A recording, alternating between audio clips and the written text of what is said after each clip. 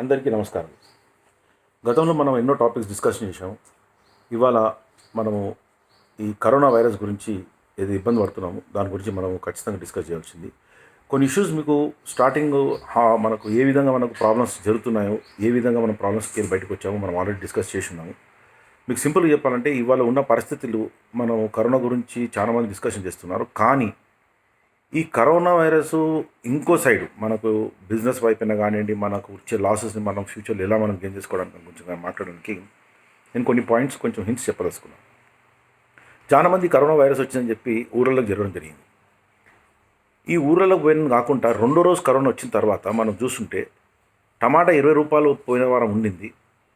ఇప్పుడు ఈ వారానికి వచ్చే వరకు 100 రూపాయలు చెప్తున్నారు. దొండకాయలు 80 రూపాయలు చెప్తున్నారు. ఇష్టం వచ్చిన రేట్లు ఇష్టం వచ్చిన చెప్తున్నారు. మీరు ఊర్లలో ఎవరైతే పోయినరో మీరు ఇమీడియట్గా అగ్రికల్చర్ స్టార్ట్ చేయండి. ఎందుకంటే ఇది కర్ఫ్యూ కాదు, ఇదో బంద్ కాదు, ఇదేదో ఒక 10 రోజులు ఉండిపోతున్నాను కాదు. ఖచ్చితంగా మనం వేరే దేశాలను చూసుకుంటే ఇటలీ కానీ యూఎస్ఏ కానీ వేరే కంట్రీ చూసుకుంటే పెరుగుతున్నాయి. వాళ్ళు ఏ విధంగానైతే వాళ్ళ టైమ్స్ పీరియడ్ పడుతుండ్రో 3rd వీక్ 4th వీక్ అంటున్నారో, మనం ఆ 3rd స్టేజ్కి రాకపోవచ్చేమో, కానీ ఖచ్చితంగా 3rd 4th వీక్ అయితే ఖచ్చితంగా పడుతుంది. అయితే సెకండ్ డే ఎప్పుడైతే కూరగాయలు మీకు 5 times రేట్స్ పెరిగినావో ఖచ్చితంగా రాబోయే రోజులలో మనకు స్కేర్సిటీ చాలా రాబోతుంది.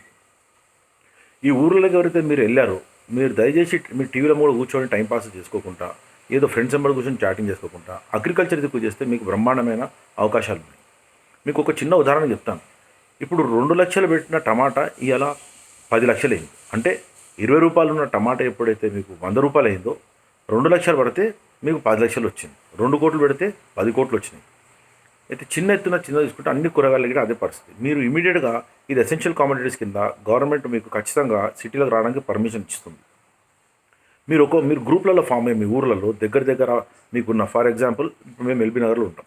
ఎల్బీ నగర్కి మాకు దగ్గర హయత్ నగర్కి ఇంకా దగ్గర మన చోటుప్పలు, ఇంకా దగ్గర చిట్యాల. ఈ చిట్యాల ప్రాంతంలో, చోటుప్పల్ ప్రాంతంలో ఉన్న పొలాలన్నీ వాళ్ళు ఇక్కడ అగ్రికల్చర్ ప్రాడక్ట్స్ ఓపెన్ చేసి పండించి ఇక్కడ మార్కెట్లో తీసుకొచ్చిస్తే వాళ్ళకు చాలా బ్రహ్మాండమైన లాభాలు ఉంటాయి. దీంతో మీ ఎంప్లాయ్మెంట్ లూజ్ కాదు. మీకు ఇక్కడ వచ్చిన హైదరాబాద్ సిటీలో చిన్న వ్యాపారం చేసుకుంటే వాళ్ళకు బండ్లు పెట్టుకోవడానికి, కొట్లు పెట్టుకున్న వాళ్ళందరికీ కంపెన్సేషన్ మీకు అక్కడ అగ్రికల్చర్లో బ్రహ్మాండంగా ఛాన్సెస్ ఉన్నాయి. నేనేంటి చెప్పడం అనుకున్నానంటే, ఇది ఈ విధంగా ఉన్నప్పటికీ ఇంకా చిన్న సబర్స్లలో మీరు ఇంటి వాళ్ళు చిన్న వంటలు అంటే పిండి వంటలు కానివ్వండి, లేకపోతే ఓడాలే కానివ్వండి, ఇంకా వేరే విధంగా కానివ్వండి, ఏదైనా స్నాక్స్ లాంటివి ఏమైనా చేసి ఈ ఫ్రీ టైంలో మీరు సర్క్యులేట్ చేసుకుంటే మీకు అక్కడ కంపెన్సేషన్ అవుతుంది. ఇక నేను కార్పొరేట్ల గురించి మాట్లాడతాను. ఇదిలో ఉన్నప్పటికీ కార్పొరేట్ల గురించి మాట్లాడతాను. మనం ఇప్పుడు చూస్తున్నాం, ఇప్పుడు ఈ కరోనా వైరస్ ఎఫెక్ట్ ఎంత దారుణంగా ఉందంటే, చైనా ఈజ్ ద మెయిన్ కల్పిడ్ అనుకోవచ్చు, లేకపోతే చైనా మూలంగా ఇవన్నీ ప్రాబ్లమ్స్ జరిగాయని అనుకోవచ్చు. రాబోయే రోజుల్లో చైనాని ఎవరు నమ్మే పరిస్థితులు లేరు. నెక్స్ట్ ఇండియాకు ఫ్యూచర్ ఎక్సలెంట్ ఉంది. నెంబర్ 1 చైనాతో వాళ్ళకు ఉన్న main problem communication. Number 2 China వాళ్ళు చాలా స్ట్రాంగ్ అయిపోయారు. ఇవాళ చూసాం వాళ్ళు ఏం పని చేశారు. నెంబర్ 3 ఇప్పుడు యూఎస్ని ఆలోచన చేస్తే లేటెస్ట్ రిపోర్ట్ ఏంటంటే యూఎస్ దగ్గర గిట్ట మెడికల్ ఫెసిలిటీ అంత లేదు. మనం ఇంత అనుకున్నాము యూఎస్ సూపర్సానిక్ కంట్రీ, వాళ్ళు ఏదైనా చేసుకుంటారని, అది కాదు. ఇటలీ గిట్ట అదే పరిస్థితి. ఇవన్నీ దృష్టిలో పెట్టుకుంటే మనం ఆ వైపు మనం షిఫ్ట్ కావద్దు టాపిక్. మనం ఇవన్నీ పరిస్థితుంటే ఖచ్చితంగా మనకు ఈ కరోనా అనేది మినిమం నేను అనుకున్నాను అట్లీస్ట్ ఒక 3 to 7 వీక్స్ వరకు ఉంటుంది. మార్కెట్ ఎఫెక్ట్ ఉంటుంది. ఆ ఎఫెక్ట్ నుంచి మనం బయటికి రావాలంటే ఈ విధంగా చేసుకుంటే మనం బయటికి రావచ్చు. రెండో మాట, ఇండస్ట్రీస్తో నేను రిక్వెస్ట్ చేయడం ఏంటిదంటే, మీరు ఆపర్చునిటీస్ని చూడండి. మీరు ఒక గ్రూప్స్లో ఫామ్ అయ్యి ఏ ప్రోడక్ట్ మనము పెడితే మనకు ఎక్స్పోర్ట్స్ మనకు బాగా ప్రాఫిట్స్ ఉన్నాయి. చైనీసు ఇప్పటివరకు సప్లై చేశారు, మనం సప్లై చేయలేకపోయినాము. ఆ ప్రోడక్ట్ని మనం ఏ విధంగా ఎన్కాష్ చేసుకోవచ్చు. ఇప్పుడు ఇటలీ, జర్మన్, యూరోప్ కంట్రీస్లలో చాలా ఇబ్బందులు ఉన్నారు. వాళ్ళ దగ్గర మెషినరీస్ డ్యామ్ చీప్లు దొరుకుతాయి. మీరు ఒక బాడీ లెక్క ఫామ్ చేసి, ఎంఎస్ఎంఈ వాళ్ళతోనన్నా వేరే వాళ్ళతో బాడీస్ లెక్క ఫామ్ చేసి, ఫర్ ఎగ్జాంపుల్ మెకానికల్ ఇంజనీర్స్ ఉన్నారు. మీరు మెకానికల్ ఇంజనీర్స్ ఒక 10 మంది ఒక గ్రూప్ ఫామ్ చేసి, మీ రెజ్యూమ్స్ పెట్టి బ్యాంకర్స్తో మాట్లాడి, మీరు ఆ మిషనరీస్, ఆ సబ్జెక్ట్ మీద ఆ మిషనరీస్ ఇక్కడ తీసుకొచ్చుకొని మీరు చేసి ఎక్స్పోర్ట్ ఎలా చేస్తారో ఒక ప్రోడక్ట్ రిపోర్ట్ చేసి మీరు ముంగడపోతే మన దేశానికి బాగా ఫ్యూచర్ ఉంది. అదేవిధంగా మనము ఇంకో విధంగా ఆలోచన చేస్తే, ఇది నేను స్పెషల్ రిక్వెస్ట్ చెప్తున్నాను, గవర్నమెంట్ ఆఫీషియల్స్తో నేను రిక్వెస్ట్ చెప్తున్నాను. అప్పటికి పోలీస్ డిపార్ట్మెంట్లో చాలా మటుకు మార్పులు వచ్చాయి. కరప్షన్ అనేది 80% తగ్గిపోయింది. కరప్షన్ ఏ లెవెల్లో తగ్గిందంటే, అసలు ఫస్ట్ తగ్గవలసిన జాగానే తగ్గింది. కరప్షను పోలీసులో చాలా తగ్గింది. అసలు కరప్షన్ మాట లేకుంటే అయిపోయింది కొన్ని డిపార్ట్మెంట్లలో. కానీ మీకు కొన్ని దగ్గర ఎక్కడైతే ప్రాబ్లమ్స్ అలాంటి ఇప్పటికి ఉంటే నా రిక్వెస్ట్ ఏంటిదంటే మీరు సెకండ్ థాట్ మీరు భయపడకుండా ఎవరితోని ఏమనకుండా డైరెక్ట్ కమిషనర్ దగ్గరికి వెళ్ళి కలవండి. మీరు నమ్మరు, మహేష్ భగత్ అని చెప్పి కమిషనర్ ఉన్నారు. నేను ఆయన చూడలేదు, ఆయనతో ఇప్పుడు ఇంటరాక్షన్ పెద్ద కాలేదు. కానీ ఆయన గురించి ప్రజల నుంచి వింటుంటే, ఆయన గురించి ఆయన యాక్టివిటీ చూస్తుంటే he is a very crystal clear man and a very honest man and a very open man. నేను రిక్వెస్ట్ ఏంటిదంటే అలాంటి ఆఫీషియల్స్ మనకు ఉన్నప్పటికీ మనం ఇప్పుడు చూస్తున్నాం ఆ ఆఫీషియల్స్ ఎంత క్లియర్ ఉన్నారంటే, కమిషనర్ అండి మొన్న రోడ్ల మీద పడి ప్రజలతో రిక్వెస్ట్ చేశారు. కలెక్టర్, ఎందుకంటే కలెక్టర్ చేతి కింద మొత్తం డిస్ట్రిక్ట్ ఉరుకుతుంది. అటువంటి మనిషి రోడ్ల మీద స్వయంగా వచ్చి ప్రజలతో రిక్వెస్ట్ చేస్తున్నారంటే మీరు అర్థం చేసుకోండి వాళ్ళు డౌన్ టు అర్త్ ఎంత ఉన్నారు. అలాంటి మనుషులు మనకు దొరకరు. పర్టికులర్గా మనకున్న గవర్నమెంట్ ఇప్పుడు కేసీఆర్ కానీ కేటీఆర్ కానీ వాళ్ళు ఎంత ఎక్సలెంట్గా ఉన్నారంటే it is our privilege to have them as our chief minister. And వాళ్ళ వర్క్ పద్ధతి అయినా కానివ్వండి, అదేవిధంగా మన ప్రైమ్ మినిస్టర్ గారు చేస్తున్న పద్ధతి కానివ్వండి, వాళ్ళు డిజైనింగ్ ఇచ్చిన ప్రోగ్రాము, వాళ్ళ విజను చాలా బాగుంది. కానీ ఈ మధ్యలో ఈ మిడిల్ మెన్స్ ఉన్నారు, అంటే vice chairmans or managing directors, కొన్ని చోట్ల ర్యాంక్ ఆఫ్ ఎస్సీ కింద ఉన్న వాళ్ళు ఎస్సీ అనుకోండి, లేకపోతే మున్సిపల్లో ఎస్సీ అనుకోండి, లేకపోతే ఈ గారు అనుకోండి, లేకపోతే ఇంకా దానికన్నా పై ఆఫీషియల్స్, ఎందుకంటే నాకు ఆ డిపార్ట్మెంట్స్ పెద్ద టచ్గా లేవు. వీళ్ళు ఎంత హెవీ కరప్టెడ్ ఉన్నారంటే వీళ్ళని ఇమ్మీడియట్ గవర్నమెంట్ ఏమన్నా ఖచ్చితంగా యాక్షన్ తీసుకోవాలి. నేను దయచేసి మీ అందరితో రిక్వెస్ట్ చేయడం ఏంటిదంటే, పర్టికులర్గా గవర్నమెంట్ సర్వెంట్స్తో రిక్వెస్ట్ చేయడం అంటే, సార్ మీరు లంచాలు తీసుకోండి కానీ దయచేసి పని చేసి పెట్టండి. సార్ మీరు లంచాలు తీసుకోండి, కొంచెం తక్కువ తీసుకోండి. దేశ పరిస్థితి బాగాలేదు, ఒక్క 5 సంవత్సరాలు ఓకే పట్టండి, మీకు డబల్ వచ్చేటట్టు మేము చూస్తాం. కానీ దయచేసి అర్థం చేసుకొని ఇప్పుడు మీరు లంచాలు తగ్గించి మీరు లంచాలు తీసుకోండి. నేను వద్దని అంటలేను, ఖచ్చితంగా తీసుకోండి.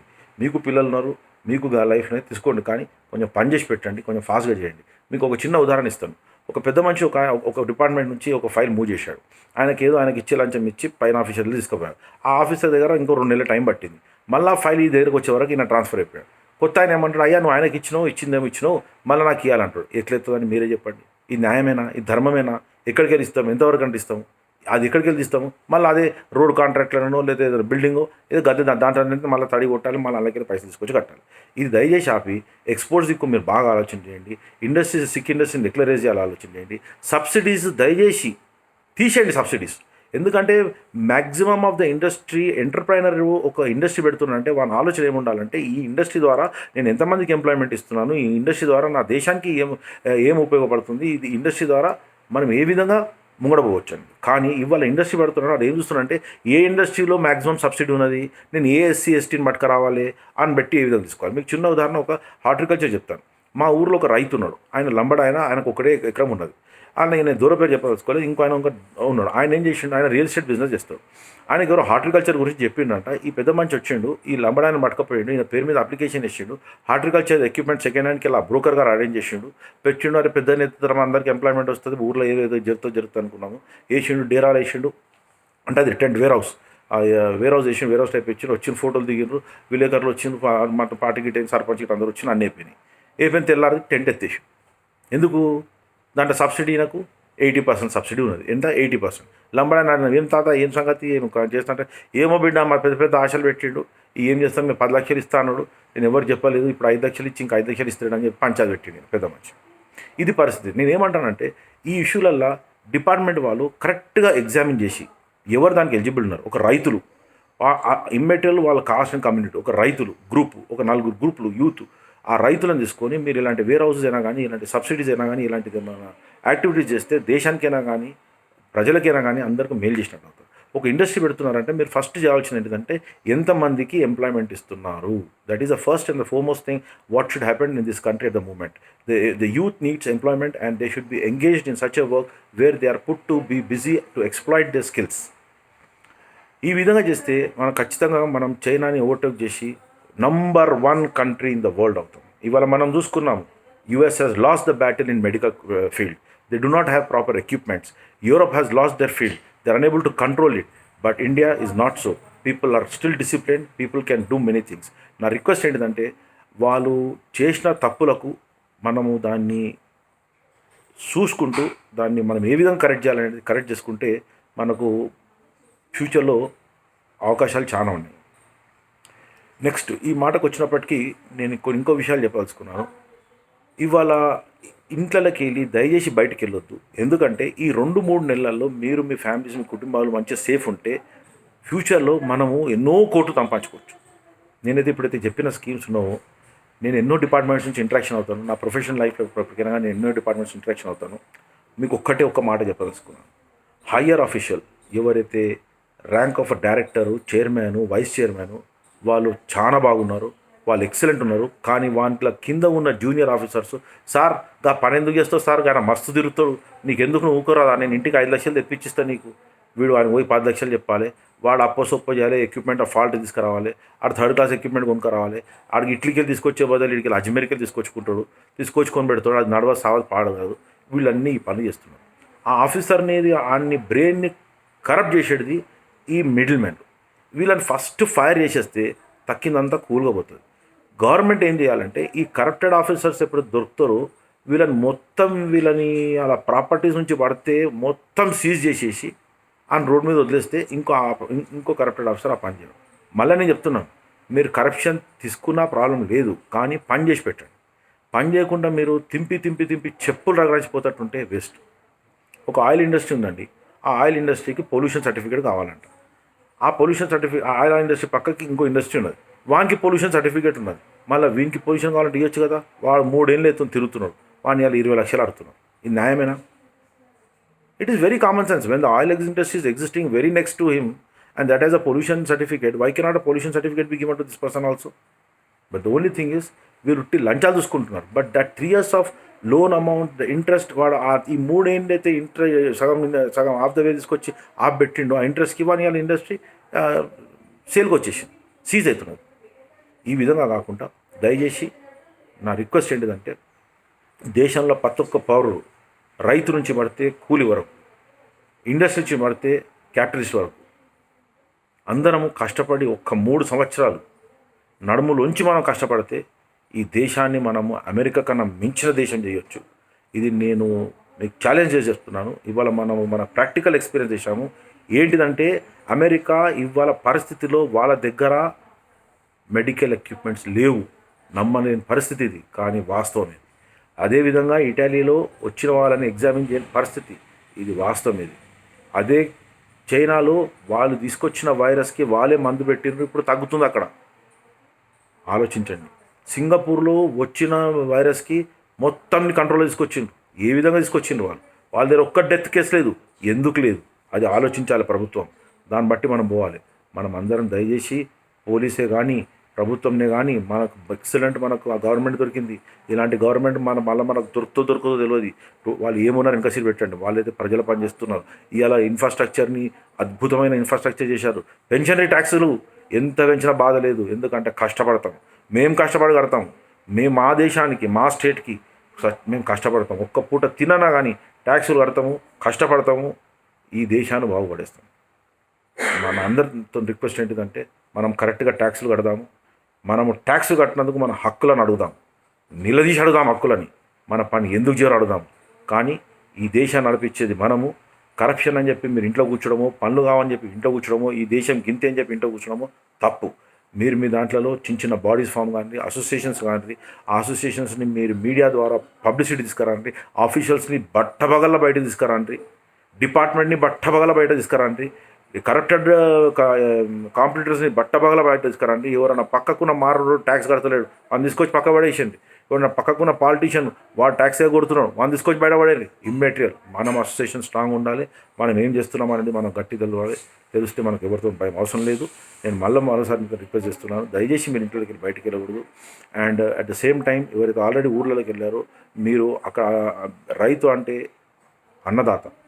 ఇప్పుడు డాక్టరు రైతు మీరిద్దరే మమ్మల్ని కాపాడవచ్చు. దయచేసి అక్కడ మీరు ఫుడ్ షార్టేజ్ కాకపోతే గవర్నమెంట్తో నా రిక్వెస్ట్ ఏంటంటే మీరు ఈ డ్రైవ్ ఇమీడియట్గా మీరు పెంచండి. అక్కడ విలేజెస్ దిక్కు మీరు కాన్సన్ట్రేషన్ పెట్టండి. మనకు ధాన్యం కావాలి. ఎందుకంటే ఇక్కడ అన్ఎంప్లాయ్మెంట్ అయిపోయినాక అక్కడ పోతారు. వాళ్ళు అక్కడ ప్రొడక్షన్ ఇక్కడ తీసుకురాలేకపోతే మనం చాలా ఇబ్బంది పెడతాం. నెక్స్ట్ చాలా ఫైనల్ అండ్ మోస్ట్ ఇంపార్టెంట్ మాట మీకు చెప్పదలుచుకున్నాను. దయచేసి మీరు రోడ్ల మీదకి పోవద్దు, పోలీస్ని బ్లేమ్ చేయొద్దు.